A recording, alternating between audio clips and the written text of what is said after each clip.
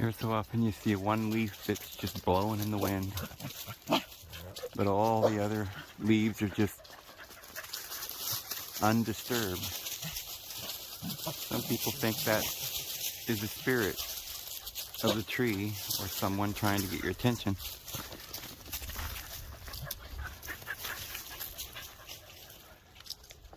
I don't know. I think it's probably the wind. Just very odd that you get a little whirlwind like that right in one spot. I've seen leaves just flipping around in the middle of, up in the air and stuff, and everything around it was calm. Just this one little leaf. And it could be like a little whirlwind that's got a leaf caught up into it or something.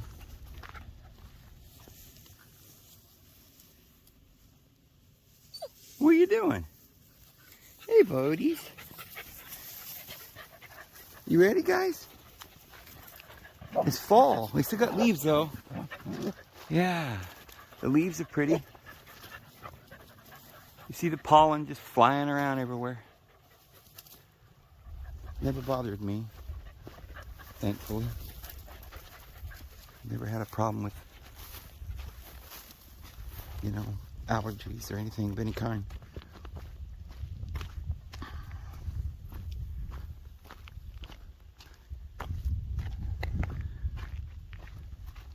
Little bear, she's right next to me. Such a timid little dog. Just stays right with me. Doesn't like any problems with his sisters. She always just kind of takes a back seat. I find it very beautiful when the leaves start turning just a little bit. You get a little color. Of course, there's a lot of things that almost seem like they're not beautiful, like this. Is that not beautiful? It looks like some sort of a spider nest or something laying cocoons. Moths, probably. But it's interesting. It's part of nature.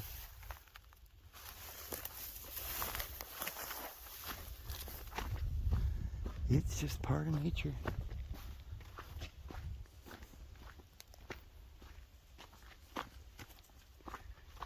I always wondered if a person could figure out how to plant where you knew the water table was most of the time. Like out in here. The water level is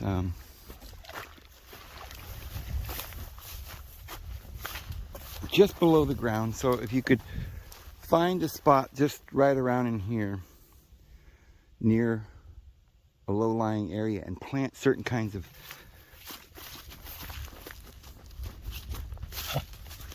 vegetables or herbs or whatever that would grow and you wouldn't have to water them at all. But I just don't know how a person would. You'd have to look up. They don't give you those kinds of statistics to how far down the soil's got to be to get to the water. I guess you'd always have to water it at first when you first plant it. But once it takes root, I suppose you'd have a good deal there. And I don't know that much about gardening. I've never had too many gardens or anything. So I've often wondered too about, I guess people plant their watermelons and cantaloupes and things every year, but if you were to pick all your fruit and eat that and just leave one or two, there's like hundreds of seeds inside of a watermelon or a cantaloupe. So you could eat all your produce and just save one.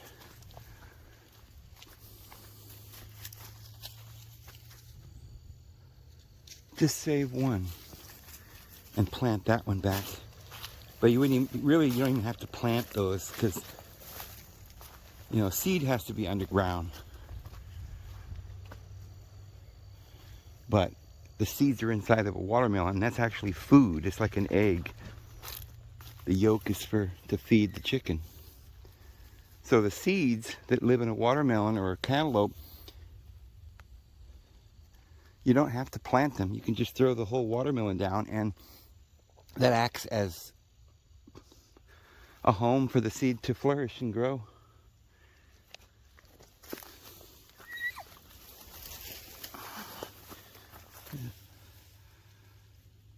Little rose hip.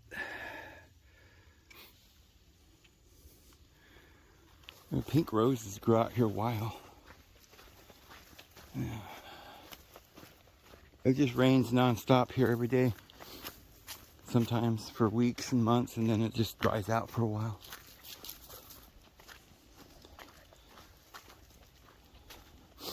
Kind of thinking if I end up in the deer tracks. We just drove a deer out of here just now. If the dogs weren't with me, I could see a lot of wildlife. They scare everything away.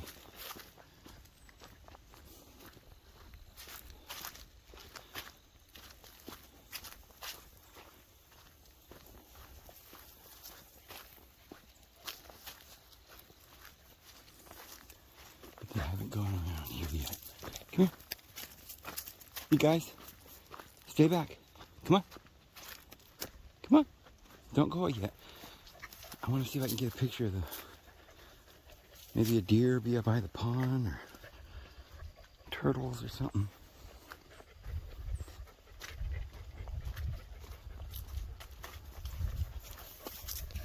Start getting it focused. Oh, there's some turtles right there.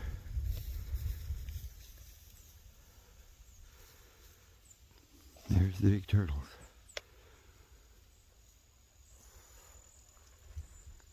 Wish this thing was focused, but it just doesn't focus well with all the brush.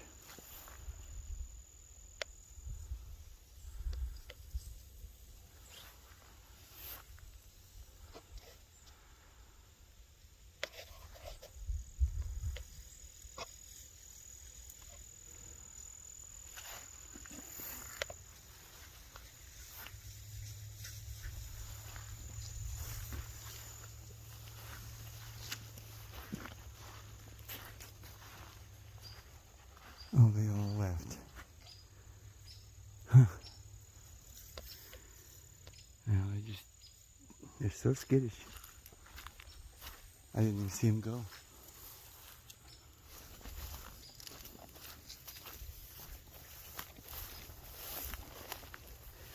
I'm just sick. I was keeping my daughter's bicycle out here.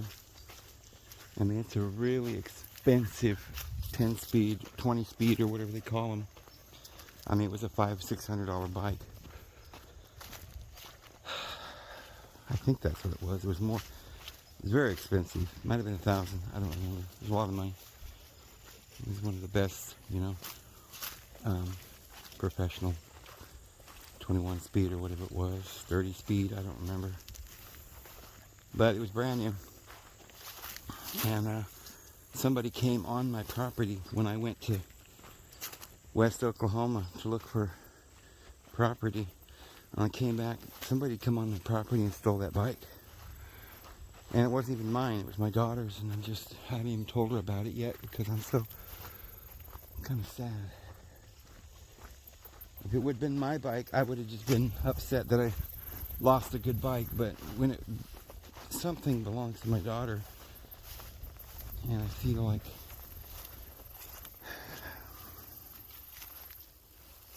like I let her down or something, I guess. I don't know. Oh, here comes that deer going this way now. See, I had this thing on, like, focused way in when I was looking at the turtles.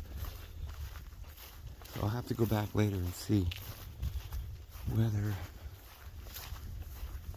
you can actually even see the turtles, or because when you have it focused in like that, the slightest movement with your hand makes everything bounce up and down, and you can't see anything.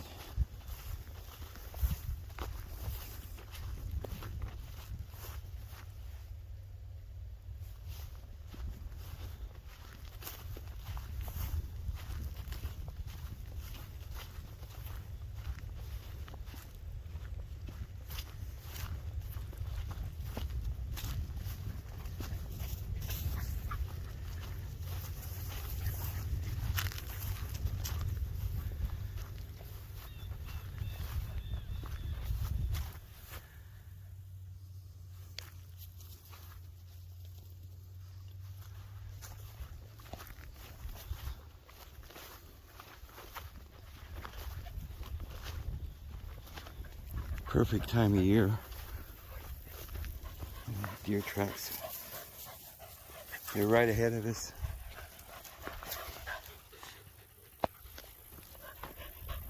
Like I said, we'd see them if the dogs weren't here.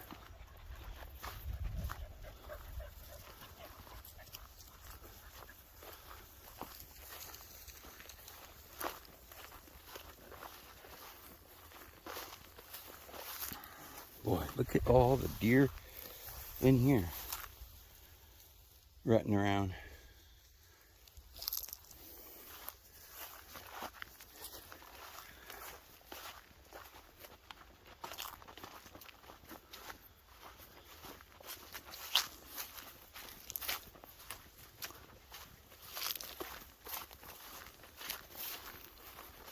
Look at those flowers. Still pretty and blooming, but most of the plant is dying and the flowers are still blooming.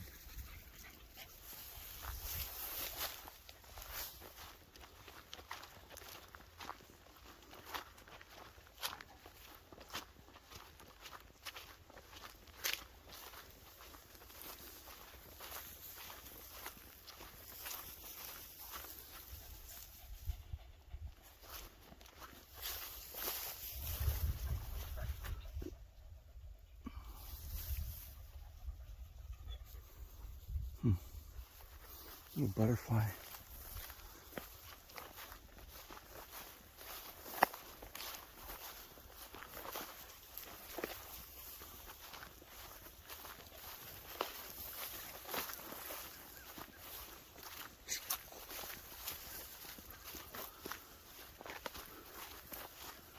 I can't believe I've made it to another winter here. So I think it will be my third winter. Seems like it's just yesterday.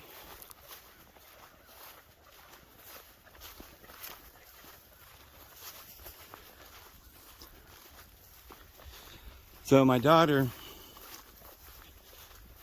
she's going through a certain broker, or I don't even know the words, but it has to do with her banking, because she's gonna be the one that is gonna be qualified for the loan to help me purchase something. And like I said, I've told my daughter I don't really want to, I don't have any confidence that I'll find anything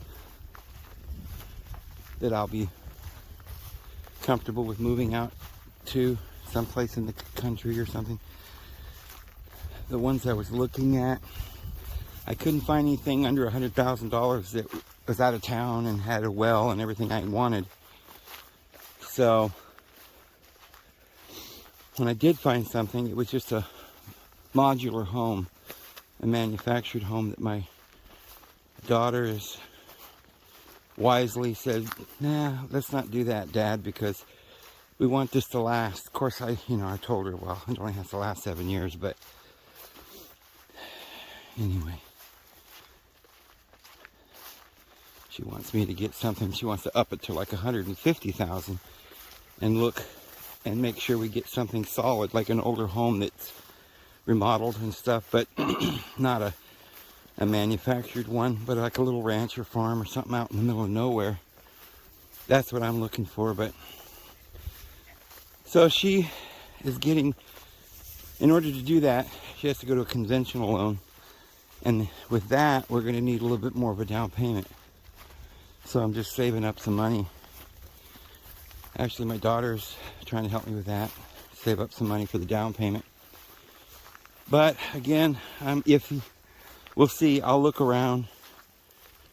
But I'm kind of thinking that there might be a way I can fix this problem I have here. Put a lot into this place, and I kind of like it here.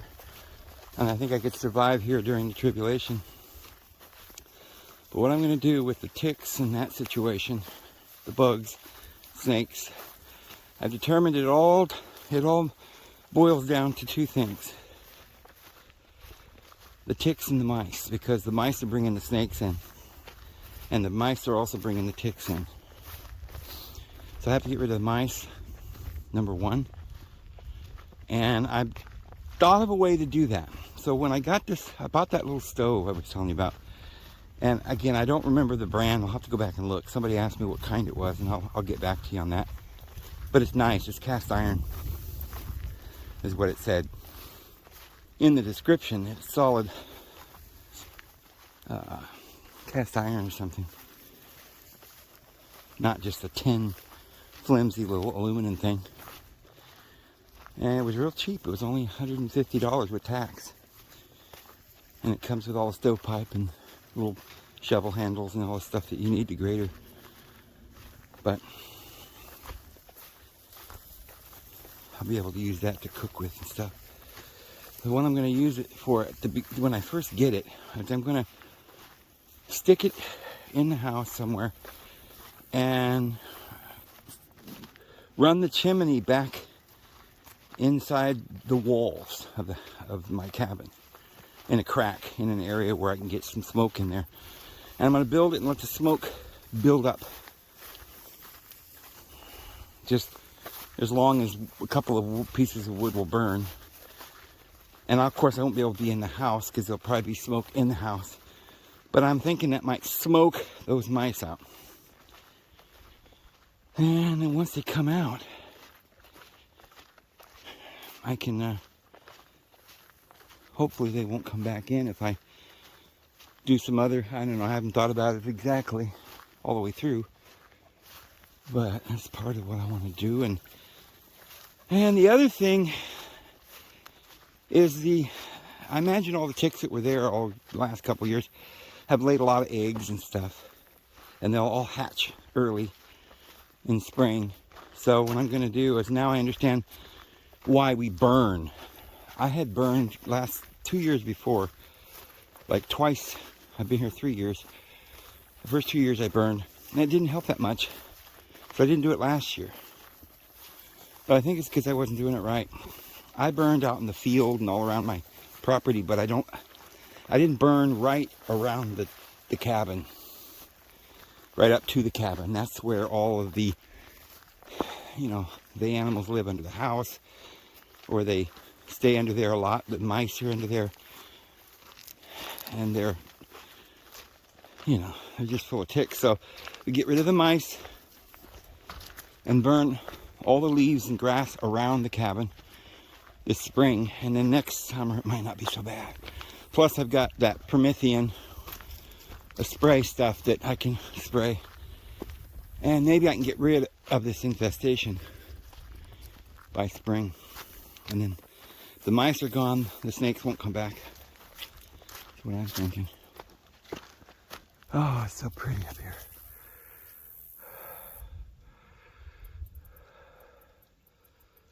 Isn't it pretty? Is it pretty? You think it's pretty?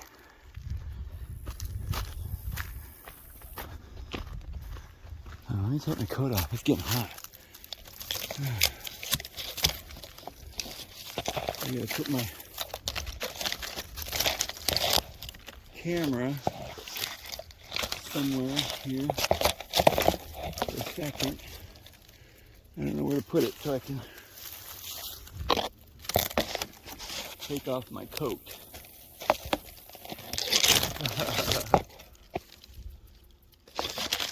We'll get it here. Okay.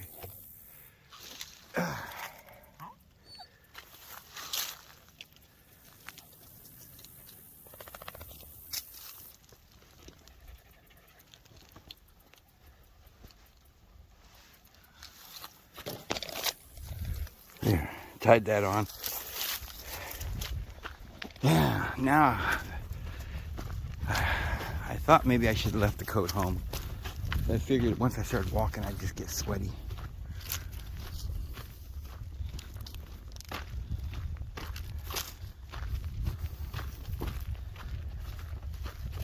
Yeah, I love all of Oklahoma.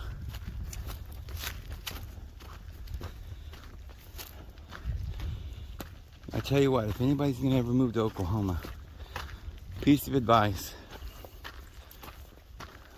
if you're living out in the forest or the oaks, area. Make sure your animals, you know, you give them the proper. There's a little medicine you can buy at Walmart for the dogs. Put it in their food and get that early. Make sure the animals don't get infested with ticks. Oh, I forgot there's a gate up here. We'll have to go the other way.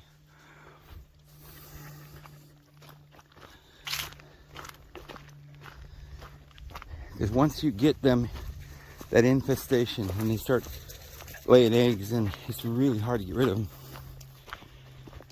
The few that you come into contact with out in nature won't be too big of a problem if you pick all of the bugs off before you know,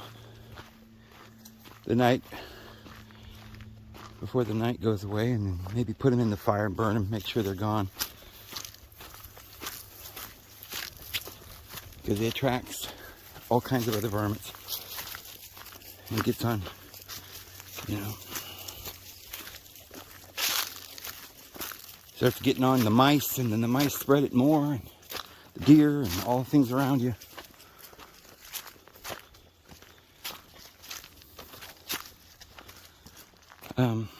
So I think we have to start thinking more simple. A lot of us are wondering what we're going to do if something goes down. We got to get out quick. Where are we going to go? There's still land. In fact, I just went on eBay. I believe it was eBay. And from time to time you see some pretty good deals. There's one on eBay right now. It's 11, almost 12 acres, I think, 11 something. Which is a good chunk of little land. You know, that'd work.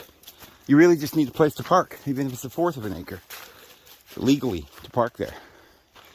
If it has water and you can legally park there and it's kind of out of the way, it's perfect.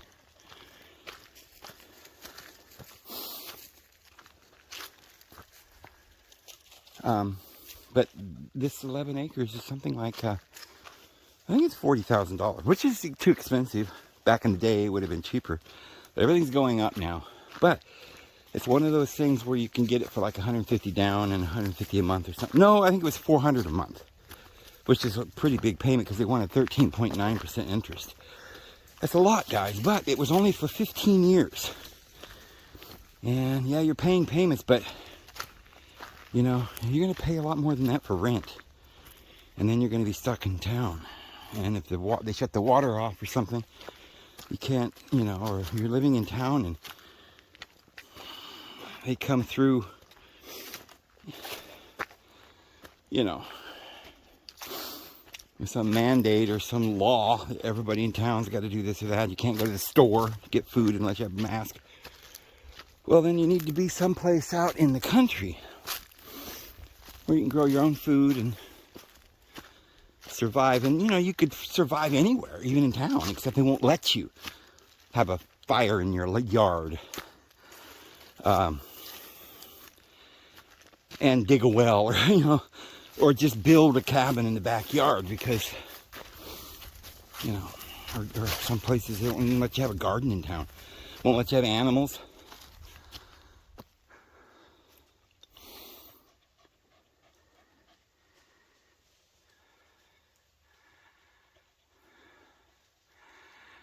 So,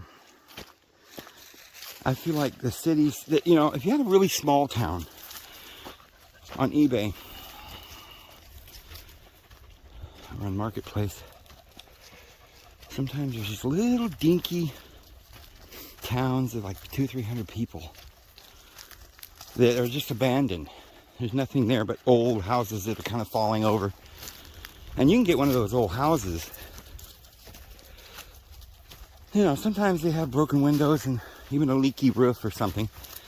But they might be structurally sound. You could fix them up for just $2,000-3,000 of some paint and maybe some roofing materials and some sheetrock and stuff, paneling.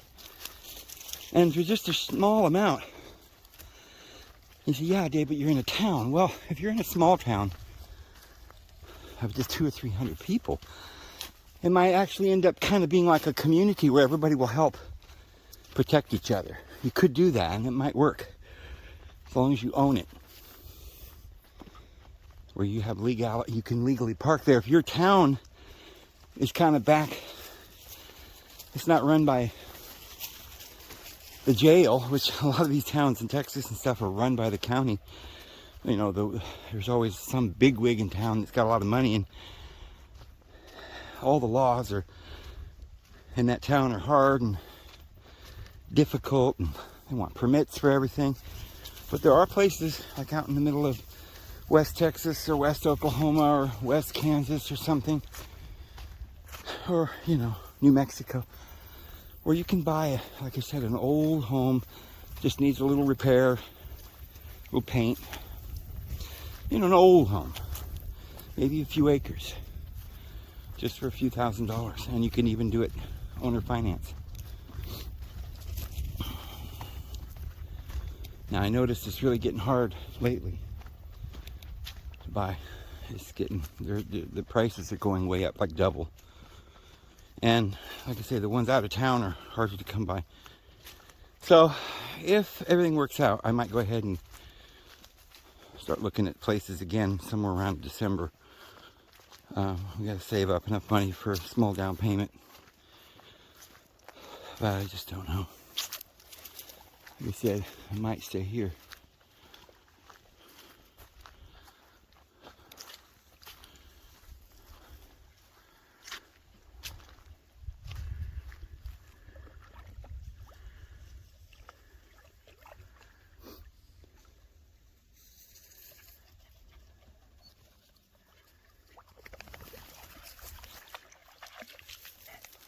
Wow, that big old thing landed on my arm. Huh. Whew. She's hot. She's really hot. I think I might just take my coat. Oh, if I put it here, I've got to make sure I remember to get it.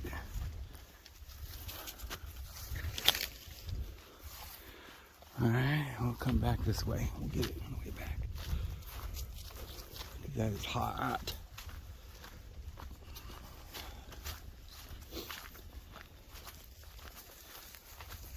Isn't it beautiful? This is what I'm going to miss if I don't stay here. There's this beautiful place to walk.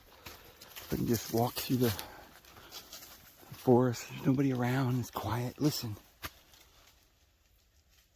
So quiet. So beautiful. And it's like, yeah, it's really hot and sweaty in the summer, but spring and fall and winter is great here. But the summers are kind of humid and hot. They're actually not that hot here.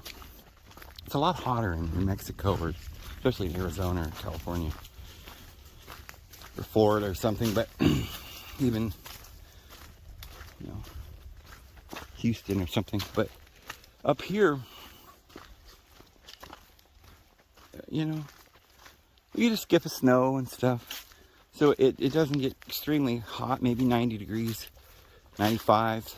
Once in a great while reach 100 or something, but it's just the humidity.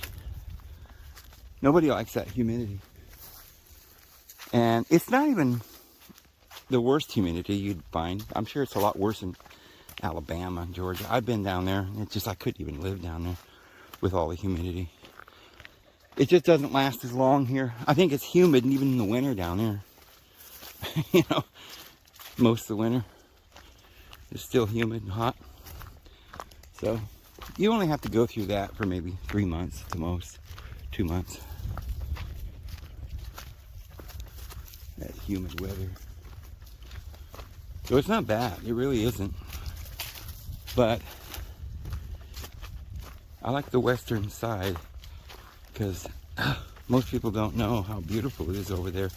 There's lots of canyons and plateaus and craggy badlands, rivers.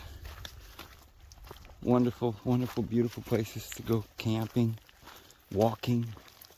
And it's drier over there, a lot drier, because you're starting to go up in elevation. You're up to like a 1,500, or 2,000 feet, depending how far west you go. You're starting to kind of go up into the plateau as you're going towards the Rocky Mountains. Where I really like it, though, in Oklahoma, there's two places. One is around the Wichita Mountains. For me, those are the most beautiful. Aside from the Rocky Mountains and the Sierras, of course, which are, you know, you can't compare anything to that. You know, they're astounding glacier peaks and awesome, you know, elevations with big pine trees and the alpines and stuff. It's beautiful there. But, you know, as far as places like the Appalachians, the Ozarks, there's two kind of mountain ranges that are really smaller mountain ranges that are very beautiful. But I think that the Wichita Mountains, which most people have never really even, I think we've heard of it, like that song, the Wichita lineman, I'm still on the line, you know, Glenn Campbell. It's about the only exposure anyone's ever had to that mountain range, but it's beautiful. It looks like the Rockies, but it's a smaller range, and it's only a couple thousand feet at the height. I think the highest peak is 2,500 feet, which is pretty high for non-Rocky Mountain area, you know.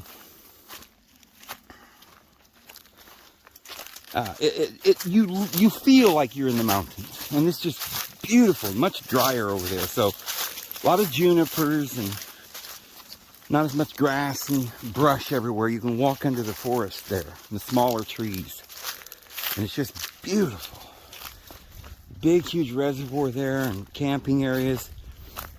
I think that's my favorite place. And then further north of that, up along the Cimarron River, I think is just gorgeous. And even up into western Kansas, around Medicine Lodge, there are some beautiful areas. It almost looks like Sedona, Arizona up in there, with all the cliffs and stuff. And so the climate, the terrain, the weather, the, you know, fact that it's off the beaten path. There's no big cities anywhere near around there. I mean, the closest city would be Oklahoma City. You'd have to travel 100 or 200 miles, depending on where you're at, to get to that. But the other area on the western side of Oklahoma City, from there over towards the west, even into Colorado and Kansas, it's just gorgeous. As far as beauty, southern Colorado is beautiful. All of Colorado, but it's so cold, it's just difficult.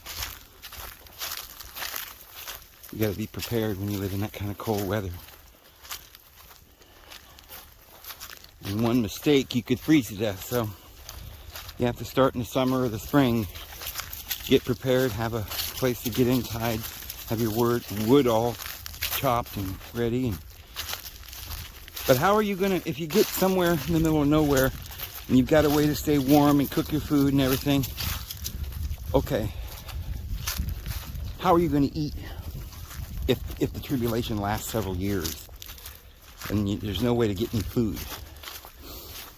Unless you go stand in line, but you gotta have your MASK or your SHOT, and we're not gonna do that. Well, then we're not gonna be able to buy or sell. So what are we gonna do? Me personally, I decided not to worry so much about the fact that I could grow all my own food. Because while that may be possible, I am not an experienced farmer. I've never been good with growing things.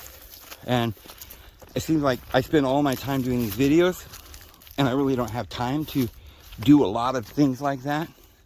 It's like a full-time job, keeping up a big garden to feed everybody. So I'm going to start by, what I've done is I've bought dry beans and dry rice. I've stocked up on it, a couple 100 pounds. And I bought a bunch of coffee in the tin that you have to open with a can opener. So hopefully I have enough coffee to get through And I'll have all that taken care of. And then if it extends and goes further and I start running out of food, I can also forage. But that gives me something. If I add the food that I have, the beans, the rice, coffee, I got some dry milk, salt, pepper and things, and seasoning to cook, you know, whatever you might find. But we can supplement that with, around here there's plenty of places to go fishing. Most places you can find within walking distance, you know, if you can find a place to walk down and start fishing, you can eat fish and survive on fish. There's a lot of people doing that right now. Most people don't know that, but there is a lot of people that are on the brink of homelessness all the time. They spend a lot of their time fishing. I've seen that. You know, you wonder, why are these people fishing all the time? Is that their hobby? They enjoy it? And they'll tell you that that's their hobby. But for a lot of them, it's because they're hungry. They're trying to supplement their food because they don't have enough money to go to the store, maybe. Sometimes people get in tough situations. They have to go out and start fishing to feed their family. So, and like around here, a lot of people will go and kill a deer or even a hog and feed that to the family. So it isn't hard. You could survive out here with a fishing pole, a 22. It'd be better. I don't have a gun. I wouldn't mind having one, but I don't want to have anything registered with the government, so I choose not to participate in that. But if I could get one without having to register it or something, then it wouldn't be bad to have, just to make sure you had, you know, if you got hungry, you could shoot a deer or something. I know it sounds sad for a lot of people, but, you know, when you get hungry and you have to eat, you appreciate it.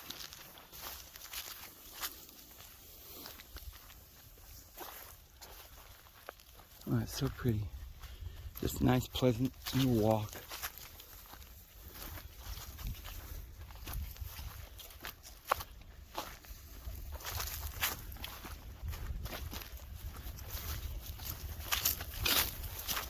So, I mean, it's to the point now where we don't know. At any minute, things could blow up. They might issue a new advisory. There's a new variant, or, you know, or a volcano goes off, or something terrible. Which, you know, of course, they're planning all kinds of things down the pike.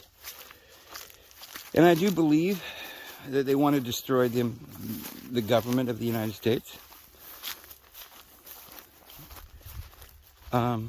And I don't think they like people that don't agree with them. So I think the only way we're going to be able to survive is to, you know, stick together. And like I said, we've got this place of safety for people who need it. And I know a lot of people are going to need it. We're going to need to all get together when the time comes and make sure we meet up in Michigan, where Brother Rob Lapine has been organizing the efforts there. And he's quite a businessman, and he's, you know, he knows what he's doing, and he saw the need, and he just tried to do what he could to make sure that there's a place for people. So I'll probably be up there, maybe go up in the spring. Like I said, that's why, one reason why I'm not sure this, you know, what I'm doing right now, because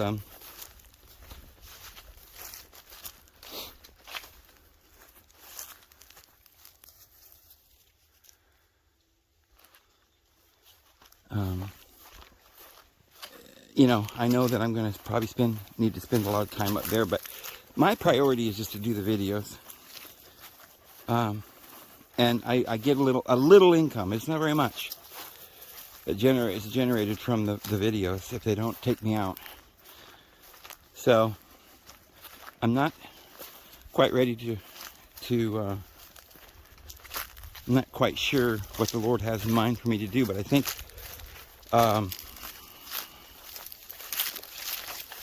I'll end up there, probably. And I think a lot of us are going to end up there, because that's going to be, I mean, it's not going to be for everyone, because not everybody can get there. Some people are going to say, well, I live, you know, a long ways away and all my family's there and I don't want to leave them. So you're going to have to start deciding what to do, because at some point you got to be the one showing the way. Because your family might say, oh, we're not going anywhere. We're going to rough it out here. Everything will be fine. There's no God. There's no tribulation. Oh, you're crazy. And you kind of smile and you think, okay, just, you know, I'm not going to convince these guys and I can't leave without them. All right, well, you can continue to talk about it, even though they don't like it and they'll get mad at you. But without being rude, you have to continually to press the truth upon them, and not, because this is life or death.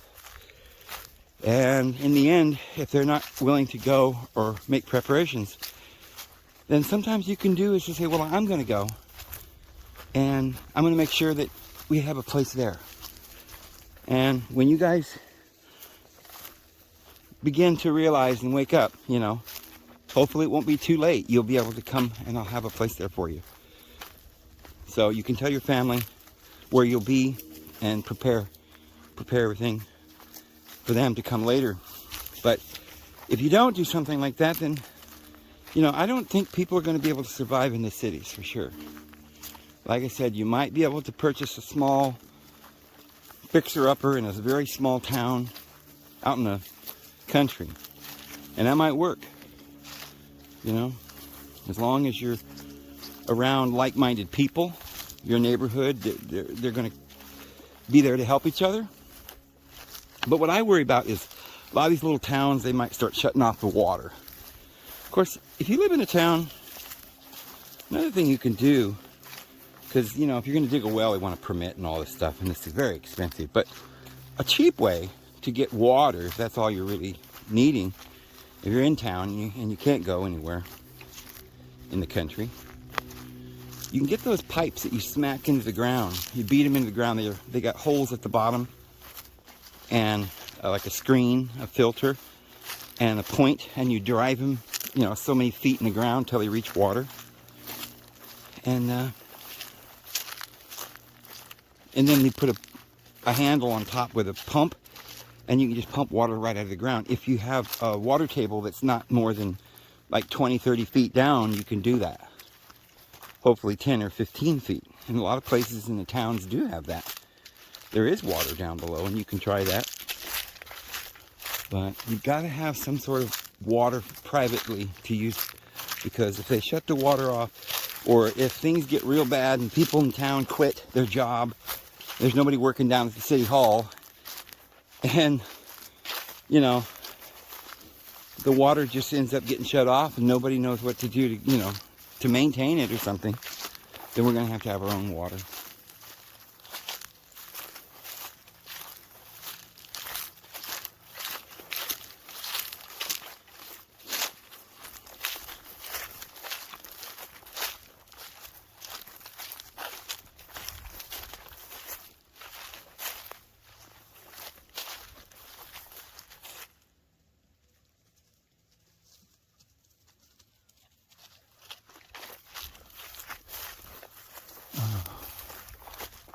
This little meadow is so beautiful.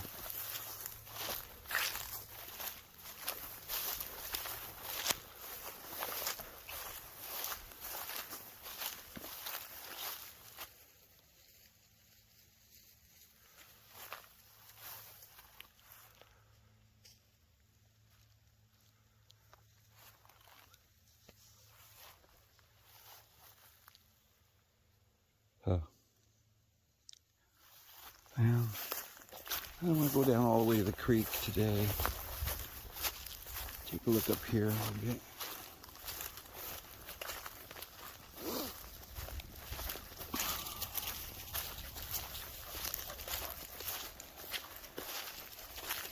So I think that's a good thing to have, is to get some cast iron pots, frying pans, because you get that aluminum stuff and you're going to leach a lot of aluminum and tin and metals in your body, so it's not good to use aluminum. get you a good, something to make your coffee with. Because you won't be able to buy a pot if it breaks, or,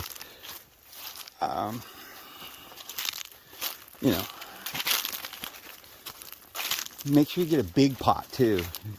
Because you may need down the road, family might come and you'll have 50 people there and you're going to have to feed them all. You need to make a big pot of beans. Put a turkey in it and boil a turkey in a pot of beans or something, You got to have food. You get that many people, one of them should have a 22 or something, a rifle, and you can go out and get deer, and somebody can cut that up and put it in a pot, and you can survive. So you got to have some good pots. Make sure you have some tarps in case you need it. People could come out and not have a place of shelter. You can use a tarp to make a little lean-to or a tent. Yeah, the rain. Stock up on materials. Just a year or so ago, I could go on to eBay or Marketplace, and I could pick up an old camp trailer for a couple of $1,000s. That didn't have leaks and was used and older, but it was still decent. But right now, you can't get something like that at all. It'd be double or triple what it used to be. And you see camp trailers, things like that on there, and they're just ruined. They got no roof, it's leaking all over the place. Some of them are just gutted out and there's nothing but wheels, and they want thousands of dollars because everybody's buying that stuff up. So don't wait too long and get the things you need. You can still go to Walmart and get bags of beans pretty cheap, and you can get some toilet paper, things that you might need to stock up on. It's always nice to have, toiletry items, but if you have, make sure you have pocket knives and hatchets, hammers.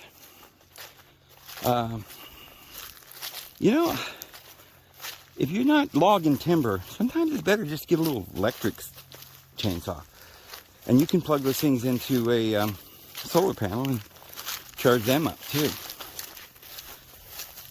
I tried that out here. I went and bought a solar panel. They're only like, I think it was $175 or something. I don't remember now. Wasn't very much. And you just need one battery. A car battery or something. And it's easy to run the two wires over to the battery and put the thing on your porch or out in the field by your sleeping bag or wherever. And that solar panel that I'm talking about, they're about 4 feet by 3 feet, something like that. Some of them are portable. But that'll generate enough electricity to run lights in your camp or your house, like little small 12 volts or something, lights, night lights and things, when you need a light to cook at night or something, see where the bed is or something. And you'll have enough to charge your phone completely, have no problems with your phone always being charged. You can, I got, a neat thing I found is at Walmart, they got these little fans. They're good sized little fans. I think I've told you guys about them. And you plug them in with a USB into the solar panel, and boom. It takes such a small amount of electricity to run that fan. With almost, it's just got two little batteries. AAA or something, whatever. I don't know what size that is. The small ones. And it'll run like, something like 3 or 4 hours, I don't know. It'll run a long time. But if you're charging it, it's plugged in, it'll run all day. As long as there's some little bit of sunlight. And it also charges the battery in the fan so that when nighttime comes, you can still run the fan, which is really nice in the summer, guys. So get a couple of those fans. You can put them in your car too. Use the USB to plug it into your cigarette lighter, and you got a fan in your vehicle. If you're living in your car, you know, some people are. Those fans are really nice. They really work. You know, they'll run all the time, night or day in your car. You just plug them into the cigarette lighter because they charge up. Like I said, you're not going to use them all night long, so you might at least have fan blowing on you while you're sleeping for at least 3 or 4 hours for it. And if you get 2 of them, then you can turn the other one on when the other one goes off, and then charge them both in the morning or something when you're driving with a car. So one of those portable stoves like I've got would come in handy. Make sure you have a good tent. Now there's some tents you can buy that are over $1,000, and they're almost like a little cabin. You can afford it. But I think it's a poor, I mean, it's a good investment if you're not wanting to build your own little cabin and you have no idea and you just want to survive, and you know, it costs a little bit more, but just buy the tent and set it up. You don't have to make your shelter. But I feel like there's so many ways to make a tent, you know, with it. People are making shelters with saran wrap, you know, or setting some poles up. And you've seen these videos where people are making these little cabins or little huts, little places to sleep, lean-tos. You can take and make it and then put a tarp over it so it doesn't leak. But yeah. So I think it's, you know, it wouldn't, if you have the money to invest in a nice tent, it'd be fine. But I'm not really worried about a tent. I think as long as I have a roof. Well, I don't live someplace where it's really, really cold, like up in Alaska or something. So if I lived there, you know, I'd have to have a cabin or something to survive. But down here, you don't need anything that warm. You can survive in a tent real fine. You just have to have something to keep you out of the rain. That's it. Well,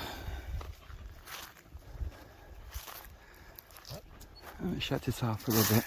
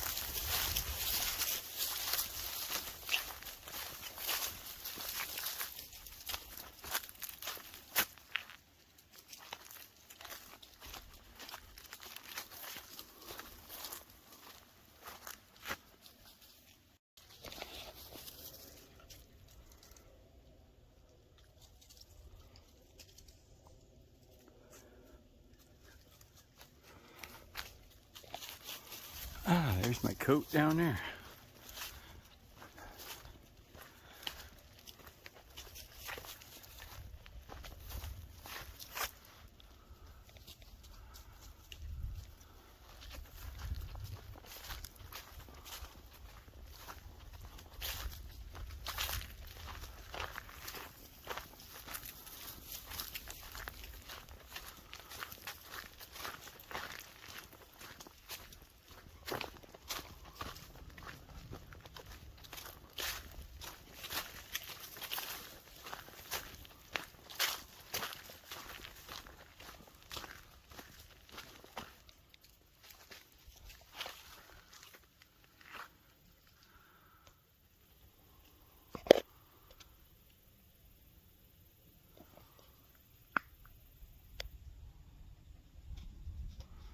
Huh.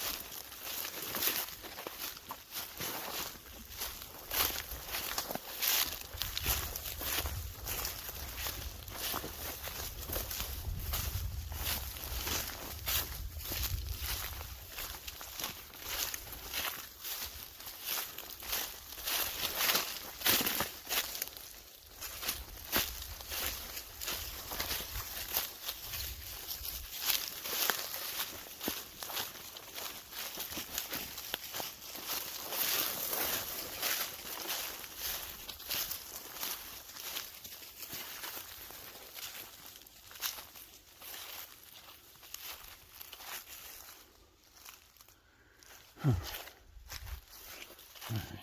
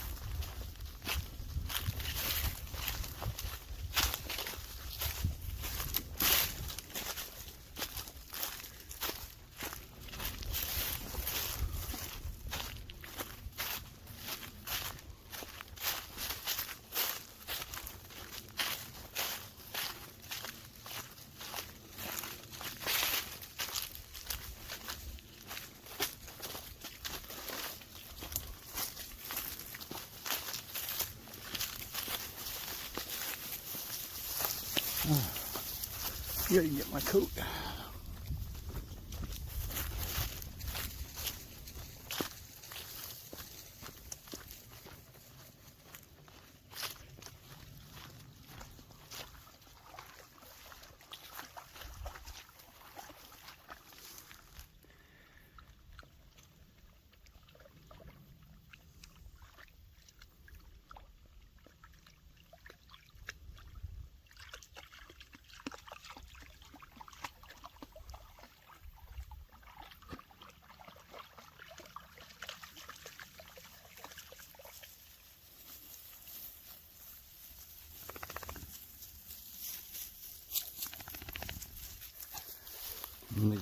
You have a nice swim?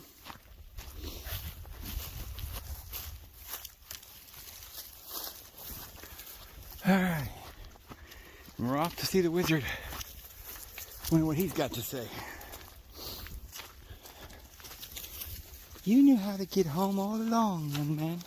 Just click your hiking boots together 3 times, and you'll be in western Oklahoma, in your new place.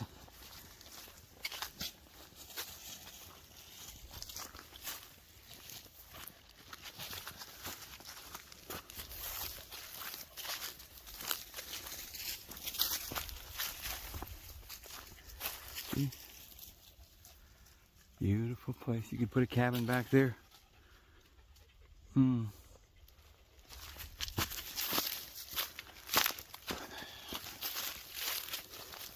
Simple way of life. You got to get over the idea that life is about having big homes and fancy cars.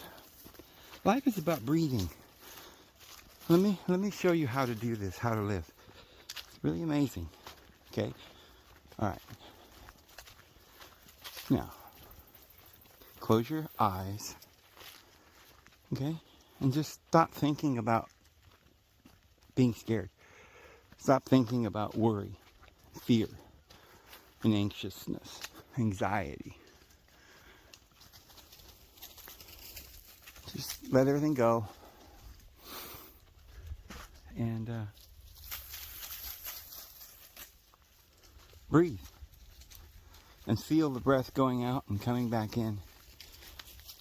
That's part of you that you had forgotten about. Simple things. Next time you make a meal, do it with purpose. Make a meal that you would like and cook it and prepare it and sit down and take a bite and enjoy the flavor. Don't just wolf it down and just forget all the blessings that you have. There's so many blessings. The one practice that I do usually at night, as soon as I get in bed, I feel all warm and toasty laying in my bed, and I feel comfortable. And I think back on times when I've had real pain, or I was sick. It's happened quite a bit. And there were times when I went through so much pain, I thought human being couldn't take it. You know, if it had gone on another day, I wouldn't have been able to take it. But thank goodness my mother, being the amazing person she is, she called down to the dentist.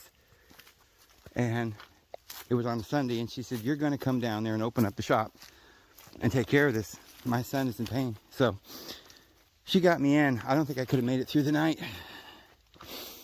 But, you know, and I think back on times like that, I think, you know what? Thank goodness that I'm not in pain. You know, I can get up in the morning and put my shoes on and go on a hike with the dogs, and I can breathe air, and I can eat good food.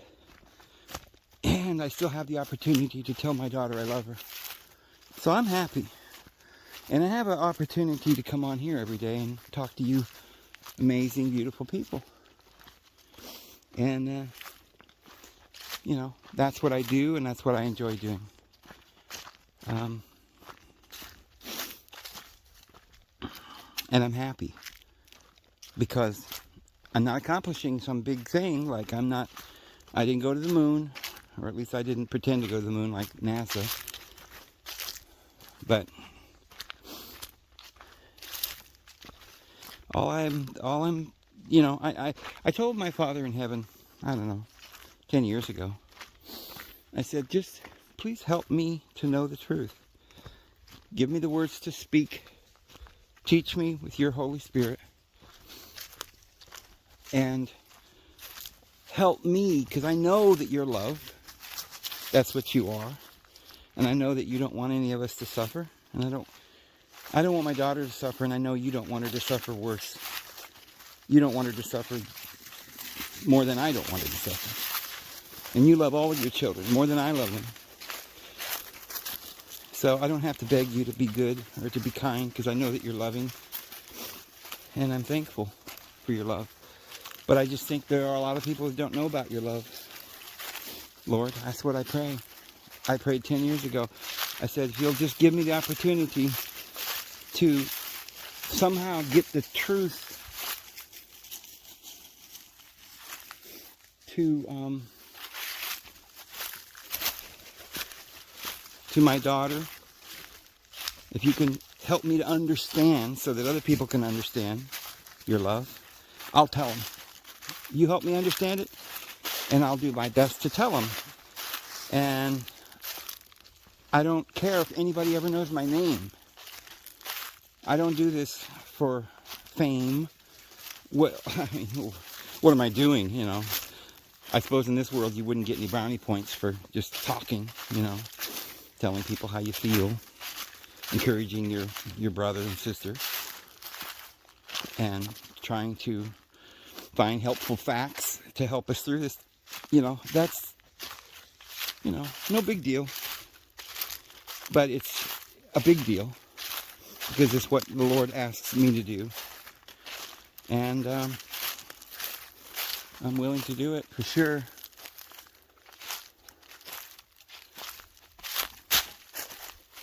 Just for the reward that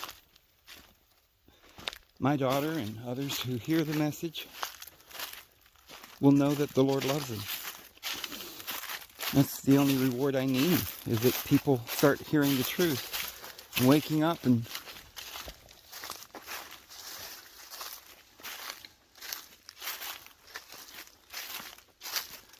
you're able to find peace and find a good life.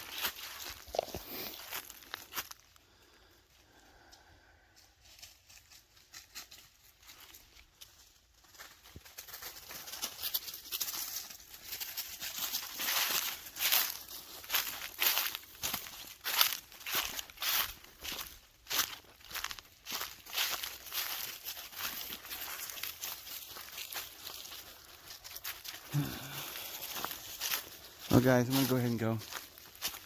You have a great day. We'll see you tomorrow, guys.